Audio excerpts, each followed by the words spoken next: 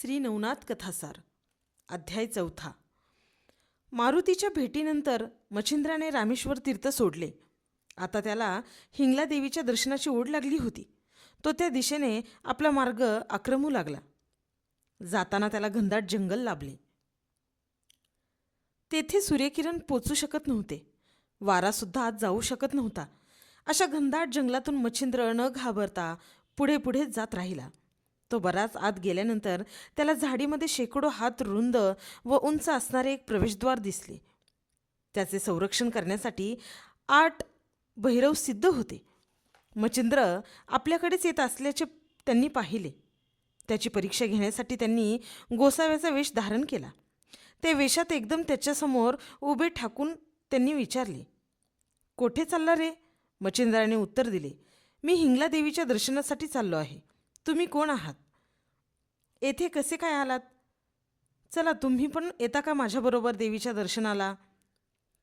तेव्हा ते 8 भैरव मूळ रूपात येऊन म्हणाले, "अरे, आम्हीच तर देवीचे द्वारपाल आहोत. येथे कोणीही सहजासहजी प्रवेश करू शकत नाही. येथे येणाऱ्या प्रत्येकाला आपण केलेले पाप आणि पुण्य कबूल करावे लागते. जर त्याने तसे कबूल केले नाही तर आम्ही त्याला आत जाऊ देत नाही. जर आमच्याशी खोटे बोलून एखाद्याने आत जाण्याचा प्रयत्न केलास तर दार आपोआप लहान होते. त्यात तो माणूस अडकतो.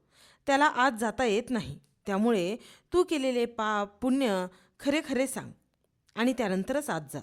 भैरवांचे बोलणे ऐकून मच्छिंद्राने स्मित केले. तो म्हणाला, "भैरवांनो, माझे नाव मच्छिंद्र आहे. मी आजवर केलेली सर्व कर्मे केव्हाच ईश्वराला अर्पण केलेली आहेत. त्यामुळे मी पाप आणि पुण्य हा भेद कधीच मानत नाही आणि जाणतही नाही. त्यामुळे कृपा करून मला आत जाऊ द्या." त्याच्या बोलण्याचे भैरवांना आश्चर्य वाटले, पण ते बोलणे उद्धटपणाचे वाटून त्यांना रागही आला. ते म्हणाले, "असं लेचपेचं उत्तर देऊ नकोस. मनुष्य जन्मात पाप पुण्य कोणाला कधी चुकले आहे का? जोवर हा देह आहे तोपर्यंत पाप पुण्य होणारच. तेव्हा तू खोटे बोलू नकोस. खरं सांगितल्याशिवाय देवीचे दर्शन तुला होणार नाही." भैरवांचे बोलणे ऐकून परत एकदा मच्छिंद्र हसला. आत्मविश्वासाने तो म्हणाला, "प्रत्यक्ष यम आणि शंकराचा देखील ज्या ब्राह्मी अवस्थेपुढे टिकाव लागत नाही त्या अवस्थेत मी आहे. तेव्हा तुमच्यासारख्या द्वारपालांच्या धमकावणीला मी घाबरतो की काय?" त्याचे हे उत्तर ऐकून 8ही भैरव चिडले. त्यांनी नाना प्रकारची शस्त्रास्त्रे हाती घेतली आणि मच्छिंद्रांवर आक्रमण केले. मच्छिंद्रनाथ प्रतिकारासाठी सज्ज होताच त्याने लगेच एक चिमूट भस्म हातात घेतले. सर्व देवतांना आवाहन केले. वज्रपंजर मंत्र म्हणून ते भस्म आपल्या कपाळाला लावले. त्यामुळे लगेच त्याचे शरीर वज्रासारखे अत्यंत कठीण झाले. परिणामी एकाही भैरवाचे शस्त्र त्याच्यावर चालले नाही. उलट तोच भैरवांना खिजवू लागला, "या, बघूया तुम्हाला युद्ध करता येते का? तुमचा पराक्रम एकदाच दाखवा तरी, नाहीतर कुठेतरी कोरड्या विहिरीत जाऊन जीव द्या." मच्छिंद्राच्या या बोलण्यामुळे भैरव आणखी क्रोधायमान झाले. त्यांनी मच्छिंद्रांवर आणखी एकदा शस्त्रांची जबरदस्त सरबत्ती केली, परंतु त्याचा काहीच उपयोग झाला नाही. सर्व शस्त्रे बोथट झाली तरी देखील मच्छिंद्र निश्चल उभा होता. शेवटी वायू, मोहिनी, इंद्र, नाग, ब्रह्मा, रुद्र, दानव, कृतांत आदी देवता असणाऱ्या भयानक अस्त्रांचा वापर भैरवांनी केला. तेव्हा क्षणभर आता प्रलयच होणार असे वाटले, परंतु मच्छिंद्र काही कमी नव्हता. त्याने भस्म मंत्रून प्रत्येक अस्त्रावर प्रतिअस्त्र योजून भैरवांची सर्व अस्त्रे निरुपयोगी ठरवली. आता खूप झाले असे वाटून त्याने वाताकर्षण मंत्र म्हणून त्या सर्व भैरवांवर भस्म टाकले. त्यामुळे सर्व भैरव जीवाच्या घालमेलीच्या अवस्थेत जमिनीवर गपगार पडले. मच्छिंद्र भैरव यांचे युद्ध चालू असताना त्याची हकीकत आपल्याला कळावी यासाठी हिंगलादेवी उर्फ अंबादेवीने आपल्या 5-7 मातृका पाठविल्या.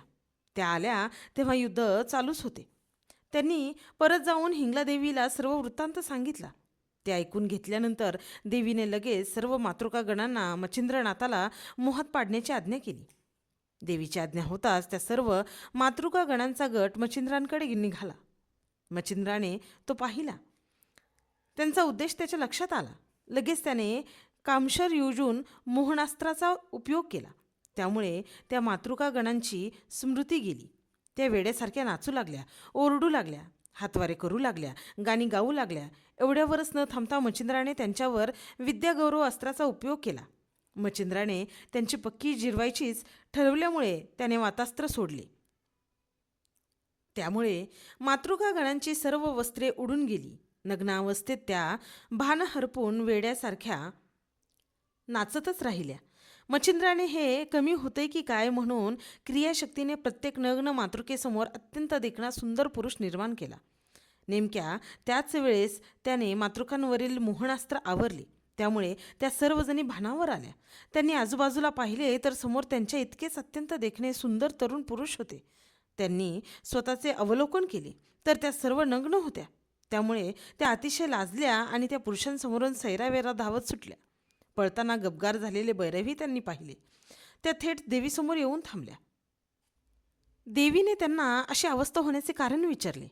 त्यांनी सर्व जसे घडले अगदी तसेच देवीसमोर काही न लपवता सांगितले. त्या धावत पळत असल्यामुळे त्यांना खूप दम लागलेला होता.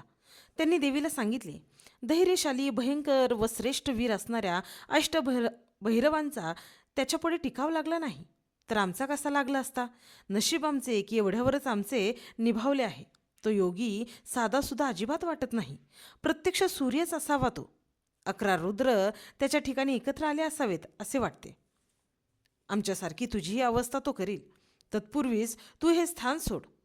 तो जोगी देव दानवांनाच नव्हे तर पंचमहाभूतांना देखील ग्रासून टाकेल असे वाटते. घाबरत घाबरत एक एक जणी अधूनमधून हे बोलत होत्या. तेवढ्यात एक मातृका ओरडली, अगं तो पहा, तो जोगी इकडेच येत आहे. सर्व मातृका प्रचंड घाबरल्या. देवीने त्यांना शांत राहण्यास सांगितले. सर्वप्रथम मायाशक्तीने देवीने सर्वांना नवी वस्त्रे दिली. देवीने ध्यानदृष्टीने तिकडे पाहिले तेव्हा देवी म्हणाली, तुम्ही बिलकुल घाबरू नका. हा उपरिचर वसूंचा पुत्र मच्छिंद्रनाथ आहे, म्हणजेच कवी नारायण ऋषी आहे. तो आता आपल्याला काही करणार नाही. तुम्ही माझ्याबरोबर चला, आपण त्याला दर्शन देऊ. देवीच्या या बोलण्यामुळे त्या सर्व मातृका गणांना धीर आला. त्या देवीबरोबर न घाबरता पुन्हा निघाल्या. देवीने मच्छिंद्राला दर्शन देताच तो देवीच्या चरणावर लीन झाला. पायावर लोटांगण घातलेल्या मच्छिंद्राला देवीने उठवले. त्याला आपल्या मांडीवर बसवले आणि ती त्याला म्हणाली, बाळा, खूप मोठा पराक्रम केलास. आता या भैरवांना उठव. देवीच्या सांगण्यावरून त्याने भैरवांवर सोडलेले अस्त्र परत घेतले. त्यामुळे भैरव पूर्वस्थितीत आले. त्यांनी मच्छिंद्राला वंदन करून त्याची स्तुती केली. भैरव देवीला म्हणाले, आम्ही याला ओळखले होते, परंतु मार्तंड पर्वतावर याने मिळवलेल्या सिद्धींची आम्हाला परीक्षा घ्यायची होती. यासाठी आम्ही वाटेत त्याला रोखले, तर याने आमचाच पराभव केला. याचे सामर्थ्य निसंशय श्रेष्ठ आहे. भैरवांची मच्छिंद्राची केलेली स्तुती ऐकून देवीलाही आनंद झाला. ती त्याला म्हणाली, बाळा, मलाही तुझे थोडेफार योग सामर्थ्य दाखव ना. मच्छिंद्राने देवीला विचारले, त्यासाठी मला काय करावे लागेल. देवीने सांगितले, हा समोरचा पर्वत आकाशात तरंगत ठेव. त्यानंतर परत आहे त्या जागेवर तो ठेव. मात्र हे करताना अजिबात मातीत सांडता कामा नये. मच्छिंद्राने या गोष्टीला होकार दिला. त्याने वायू अस्त्राचा उपयोग करून तो पर्वत उंच उडवून हवेत तरंगत ठेवला. त्याचबरोबर त्याने नागास्त्राचाही अवलंब केला होता. त्यामुळे शेषनागाने त्या पर्वताला वेटोळे घालून त्या पर्वतावरील माती, दगड इत्यादी सर्व वस्तू स्थिर धरून ठेवल्या होत्या. देवीने नाना प्रकारे आपल्या शक्तीने त्या पर्वतावरील माती ढासळण्याचा प्रयत्न केला, परंतु देवीला त्यामध्ये थोडेसुद्धा यश आले नाही. नंतर योग बलाद्वारे मच्छिंद्रनाथाने तो पर्वत अजिबात मातीनं सांडवता परत जागच्या जागेवर आहे तसा ठेवला. त्याच्या या सामर्थ्याने देवी खूप प्रभावित झाली. वायू व पर्वत हे दोघे परस्पर विरोधी असताना देखील त्या दोघांनाही मच्छिंद्राने मित्र केल्यामुळे, वश केल्यामुळे देवीने त्याचे कौतुक केले होय. आपणहून देवीने त्याला सर्पास्त्र व भिन्नास्त्र ही 2 नवीन अस्त्रे दिली. देवीने मच्छिंद्राला 3 दिवस आपल्याकडे ठेवून घेतले. त्याला आशीर्वादाबरोबरच वरदानही दिली. त्याला निरोप देताना काही काळ भैरवांना साथ द्यायला सांगितले. त्या जंगलातून बाहेर पडेपर्यंत अष्टभैरवांनी त्याला साथ दिली.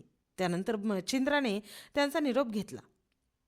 या अध्यायाच्या पठनाने वा श्रवणाने कपट, कारस्थाने यातून आपली मुक्तता होऊन शत्रूचा नाश होतो. निरंतर शांती लाभते. राजदरबारी मान मिळतो. आपले कार्य सिद्धीस जाते.